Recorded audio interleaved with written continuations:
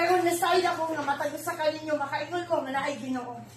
Makaingon mo nga tinuod nga naay Dios. Ug let's say right now, imong pagbati nimo, down ka, broken ka, daghan ka problema. Siguro lang tao yung usahay, makaingon ka ba, Lord, asa ka sa diyang nanginahanglan ako kanimo. Makaingon ba ka nga, nawala si Lord sa imong kiliran?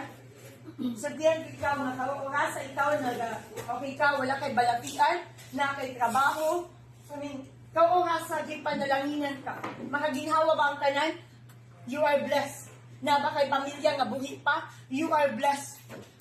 Nga ikaw karon makalingkod, nga walay sakit, wala ka sa ICU, na 50-50, you are blessed. Ang pangutana, na-appreciate ba na nimo, sir? Nakaingon ba ka nga, Lord, salamat kay ikaw, bisan pa ako nga makasasala, Lord, gitipigan ko nimo, puno ka sa grasya. Nakapasalamat ba ka ni anak?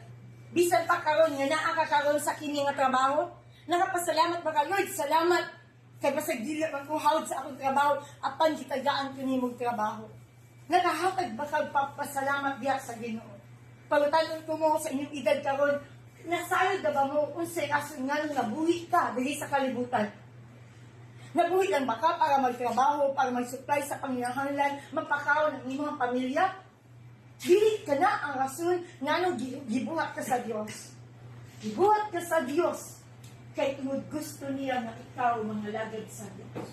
Wala kang gibuhat para lamang ikaw satisfy nimo imong flesh.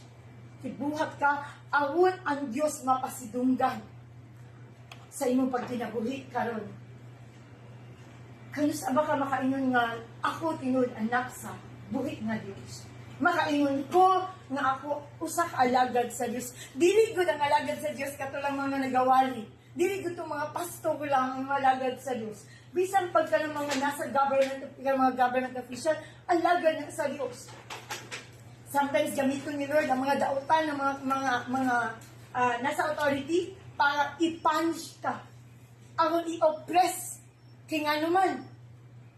Gamitin ni Lord ang authority para kung saan atong ginabuhat, ikaw masilutan.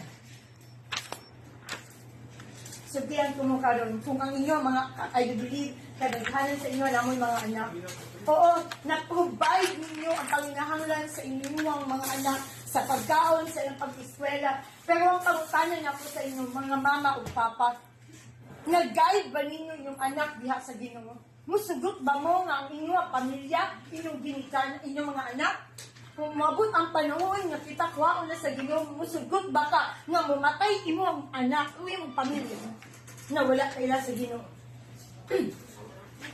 Kaya bisan kinsa nga wala kadawat sa Ginoong Yesu Kristo. Kung ikaw dili born again, John chapter 3 verse 3, kung dili ka born again, dili ka makasulod sa gingharian sa Diyos. Ang born again, dili ka ninyo na. John chapter 3 verse 3, who can enter into the kingdom of God? Only those people who are born again. Your spirit, kinilawasan ni, mapungkol ba niyo unsa dini. Wala si Lord nagalantaw sa imo physically. Ang importante karon kanang kini nagatingog. Kaya sa moment na mawala na ni siya, di na mahimulag na ni sa kanyang lawas. Mubalik ni siya kung asa gikan. And this spirit must be alive. Dapat buhay ni siya. Apan kung ikaw karon wala kay relasyon, wala nimo gidawat ang gospel, then what is the gospel? The gospel is we must believe that Jesus Christ came here on earth. Dapat tuuhan nimo nga si Jesus Kristo. Hello. Dapat ka o nga sa tuuhan nimo nga si Jesus Kristo gikan sa langit, gipadalan ni God the Father. Kung kaon dapat tuuhan nimo na more than 2,000 years ago na Jesus Kristo nga namatay diha sa krus. Ug siya gilubong, ug pagdauman sa tulong kaadlaw, siya nabanhaw. He conquered that, and right now, He is sitting at the right hand of God the Father. That is the gospel. Dapat tuuhan nimo nga si Jesus Kristo, mo'y nagbayad sa imong mga sala. Gituuhan ba na ninyo? Kasi kung wala na ninyong gituuhan sa imong kasing-kasing, asa ang imong pagtukid sa nagbayad sa imong mga sala.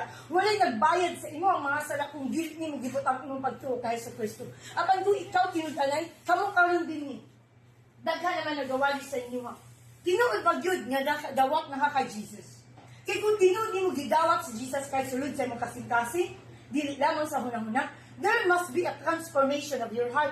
Dapat na pagbago sa imong kasing-kasing na tinuod nga gidawat mo siya. Ang tinuod nga na-encounter si God, mabuak ka. It must break your heart what unsay makapabuak sa kasing-kasing sa Dios. If God hates sin, dapat you hate sin. Kita gigugma man dito tanan sa Dios, ha? The Lord love us. Wala bisan unsa nimo nga gibuhat dili sa kalibutan nga sala nga makapawala sa gugma sa Dios. Sama sa imong anak, kung imong anak makasala, dili na ba yung siya gugmaon? Nahigugma, magpabilin ang imong gugma sa imong anak apan ang imong relasyon diya sa Dios, ang relasyon nimo sa imong anak na putol, tama? Kaya tungod na siya gibuhat na sala, apan hantod nga ang imong anak dili maghinulsod at imong relasyon dili gayud mabalik, tama? So pangutan ko mo, kamusta ang imong relasyon diya sa Ginoo? Kaya kung ikaw tinuod nga na relasyon sa Diyos, makipagstorya ka sa imuhang amahan. Kano sa akala si tinuod nga nihilak diya sa Ginoo, kano sa akala nilubod diya sa Ginoo. Nagpaubos diya sa Ginoo. Nagpaubos lang baka kung sabihan nga hinahanglan ka sa Ginoo. Mong kamo orasa ang Diyos na panuktok sa inyo kung kamo tinuod nga naigugma sa Diyos. Tumana ang pulong sa Diyos. Wala ko nasayod sa inyo karon na ababoy mga Biblia.